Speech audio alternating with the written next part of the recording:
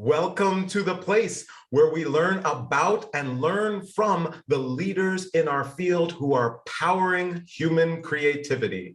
I am Aaron Dworkin, and this is Arts Engines.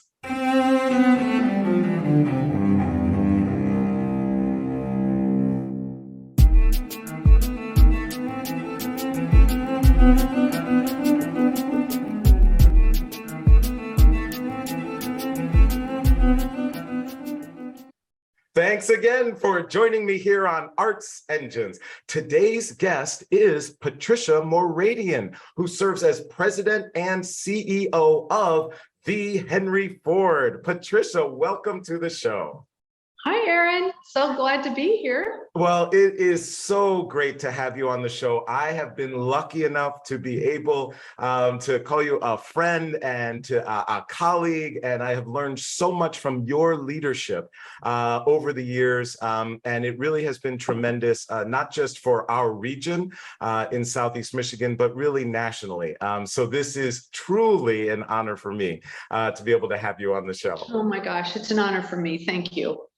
So I thought we'd just start off first and foremost, if you could kind of give us just that quick glimpse of the Henry Ford for our audience. Kind of what exactly is the Henry Ford? A lot of people kind of nationally may just go, oh, wait, is it a museum? Is it this? What exactly is happening? So of course we do have a museum, but we have 250-acre campus, and on our campus is a museum. We have the outdoor attraction called Greenfield Village.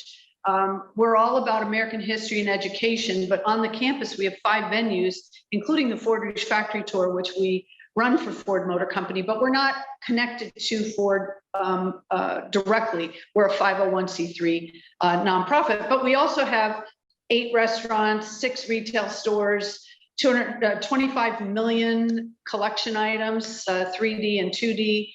We have a large catering operation, and we have a public high school on our campus, a charter high school. So it's a very large complex. That's the destination, but there's so much else that we do, including a national TV show and a variety of educational programming.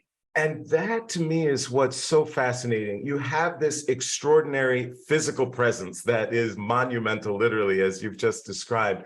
But so much of the work that you do is kind of goes beyond that physical presence, and especially focuses on innovation. So just wondering if you could share with us, because I think especially a lot of people watching our show are at various institutions and thinking about their roles and their mission, and also the role that innovation plays for them. So just wondering if you could kind of let us know, why is innovation so important to you? And then how do you actually realize that goal of furthering innovation? Well, and as an American history destination, our mission is to use the stories of innovation, ingenuity, and resourcefulness, and use our entire collections, which reflect that, and the stories of people to really inspire people to make a better future. And so we of course take our mission seriously. There's so much we can do beyond our destination because of technology tools that we have at our fingertips now. So we digitize our collection, and we are putting our mission out there through other means, through curriculum, through educational programming. We have a wonderful program called the Henry Ford's Innovation Nation. It's on CBS. You can see we have 3 Daytime Emmy Awards for that show. We're about to start our 9th season. It's on Saturday mornings. It's a fantastic opportunity for us to share our mission on television. But we also do a program called Invention Convention. We have 166,000 kids that invent across the country. We partner with a couple other countries as well, Singapore, Mexico, China, in taking those programs and making them available to youth. So our real impact is to help shape the workforce of tomorrow. And we support our educational school system, the traditional school system that we have in our country, but our programs go beyond. So we work with teachers all over the country. We work with students. We have curriculum products.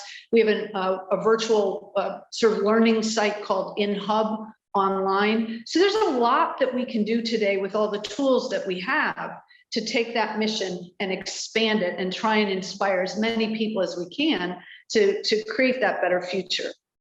So this is extraordinary work. And one of the things that we hopefully try to reveal on the show is kind of aspects of leadership that actually enable these things to take place, because they don't just happen by magic.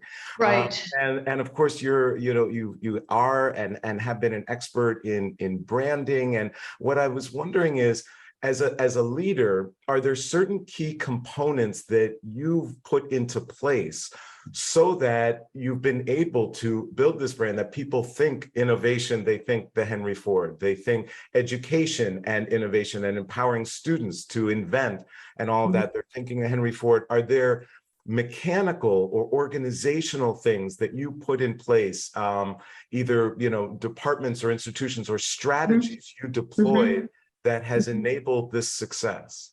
Well, for me, it's all about our culture and the culture we create with the people that we have. So we hire obviously really, really talented people, but I want everyone that works here to feel like they are innovative, like they are an entrepreneur and they are empowered to create and to work together. We collaborate here, I think, very well on ideas and projects that can help change the world. So empowerment, I believe that if you don't create a blueprint, if you don't have your strategic plan and communicate that vision and those goals throughout the organization, everybody who works here has a role to play in that.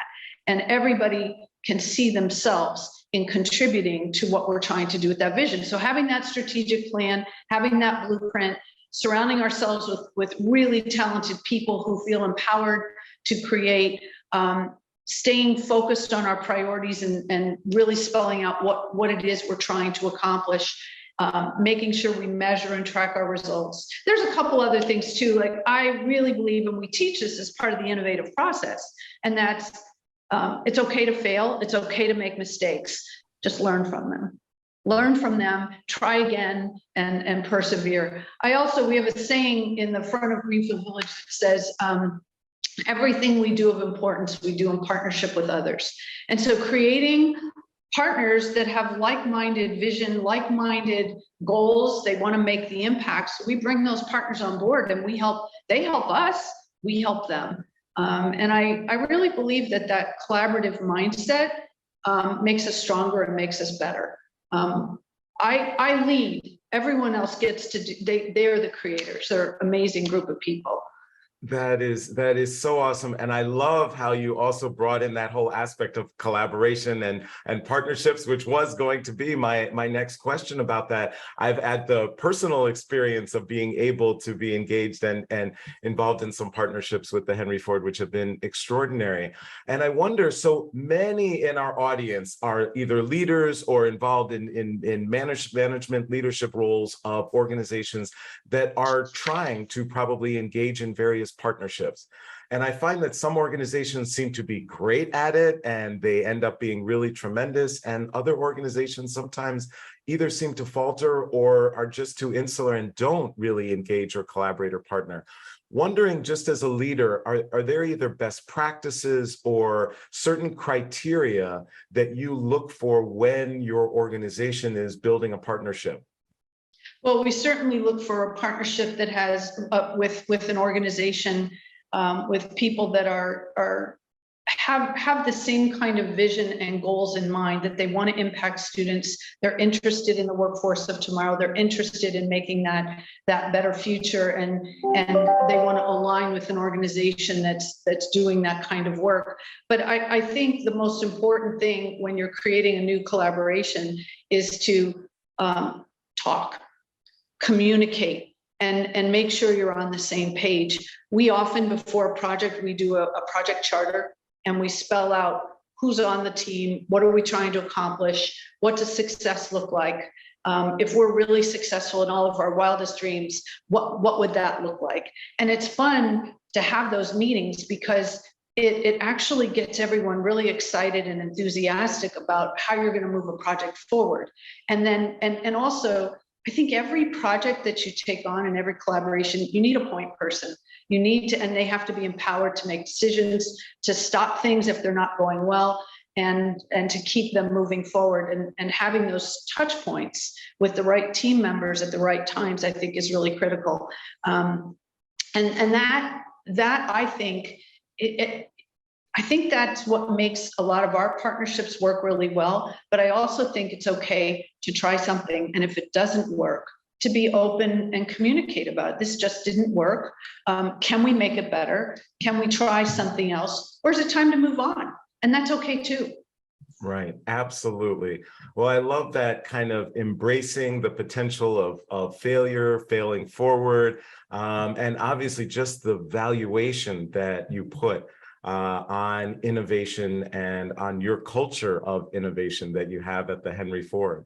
Unfortunately, we are just about out of time, but I always like to ask of all of our guests, you're in this awesome environment of entrepreneurialism and innovation and education and impacting so many young people, but there's got to be some tough days. I'm sure that's fun, but there's got to be tough days and things are, or challenges that might seem overwhelming.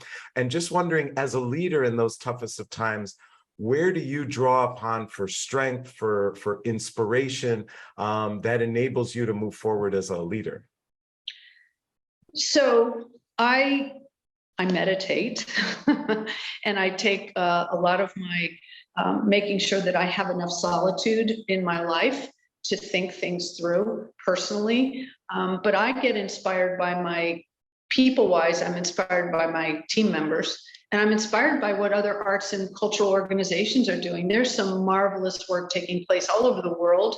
And I like to, follow that and see what others are doing and what artists are doing. I think what chefs are doing. There's so much innovation and creativity going on, not just in our backyard, because Detroit is teeming with it, but all over the country. And it's fun to connect with that.